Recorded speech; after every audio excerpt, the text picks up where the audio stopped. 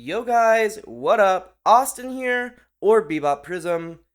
Based on the title of the video, you can probably already tell this story is a good one. So yeah, this story time is about how me and my friend almost got really hurt at a concert. Strap in, it's a good one. So to tell this story, I have to go back to the very beginning of middle school. I lived in Idaho in middle school, so just like in my hometown, the rural Idaho area, just kind of fucking around. Now, I had this friend back then, and we'll call him Keegan. Now, Keegan, this guy was a homie. He's hella chill, really good at bass, likes Pink Floyd. He loves Pink Floyd. I love Pink Floyd. He's actually who got me into them. Yeah, he's just a chill guy. The reason we actually were best friends back then is because we were in a band. He was the bassist, I was the guitarist. It was a whole thing. We got pretty close at around like 12 or 13. Now, fast forward about 2, maybe 3 years to late summer of 2023. Keegan and I were going to a certain concert this night. This concert was in Utah. We'd both recently moved to Utah, and he and I were pretty tight because we didn't know anyone else. This concert we were going to wasn't a big one.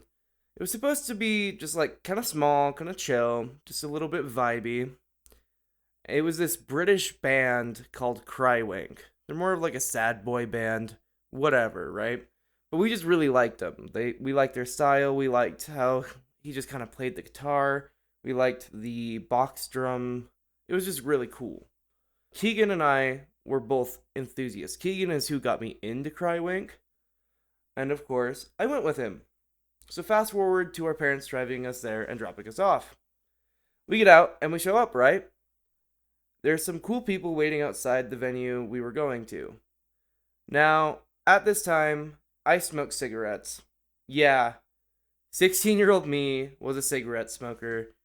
Now, don't smoke. It really does suck. And, like, the story actually does kind of, like, explain why you shouldn't smoke. But, like, it just sucked. And I was young, and I just wanted to smoke a cigarette before going in, so I did. And I just get it down rather quickly, less than like 5 or 10 minutes. We get into the venue, we're finding a spot, we're chilling. We're finding some of our other friends that I didn't know were actually going. Fast forward a little bit more, the opener was almost done. I really needed some water. I needed my thirst quench. I was thirsty. The venue had like water bottles at the front, but they wouldn't let us take them. So like as I'm like leaving, Keegan is like following behind me. The next thing I know, we're both together walking to this 7-Eleven down the road.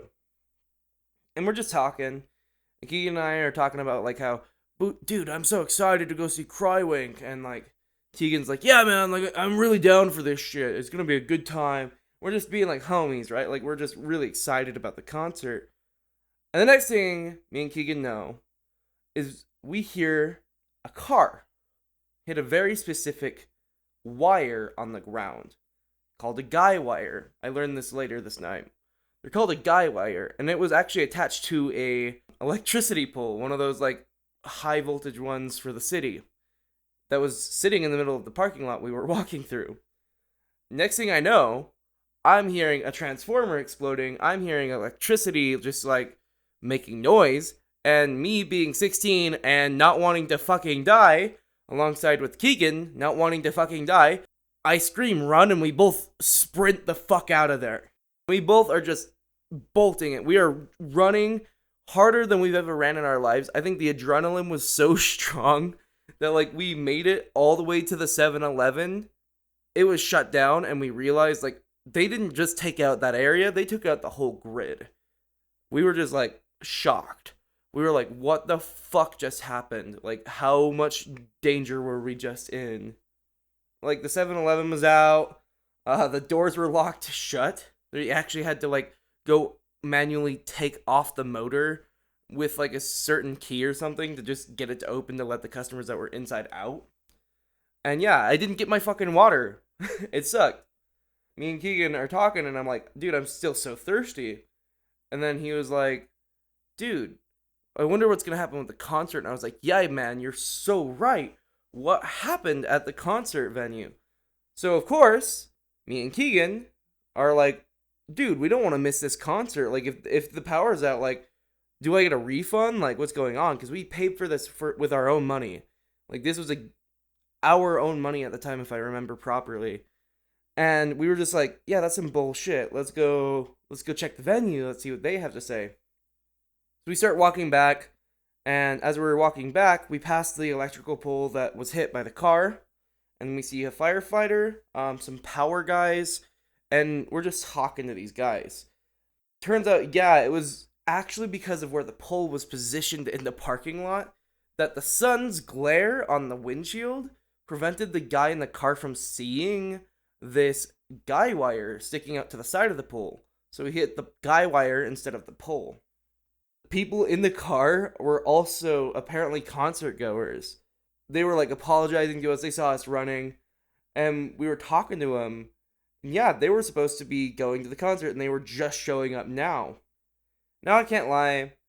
After like talking to the firefighters and the power guys and like the people in the car, the rest of the night was pretty chill. It was pretty great. It was pretty amazing.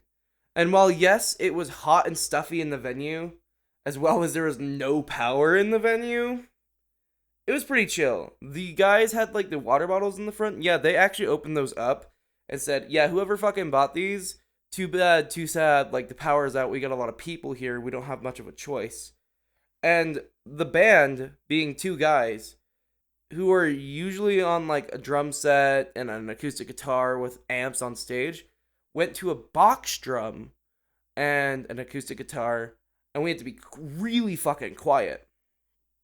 So like they would play for us. It was the most intimate experience. Some of us would sing along with him. He'd actually encourage that. Like, if you know the lyrics, sing.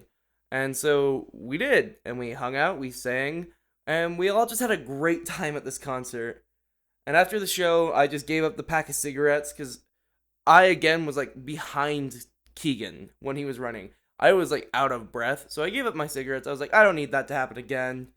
And I knew it wasn't very cool. So I just kind of gave up.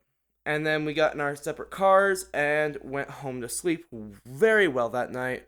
I remember that was just like some of the best sleep I'd ever had. But all in all, a crazy night. A good night, I'd like to add. For those of you who stayed till the very end, thank you. Your support is really appreciated. Do not think it is not. I'll add again that smoking is dangerous. Stay away from live electrical failures. Have a great day, guys. See ya.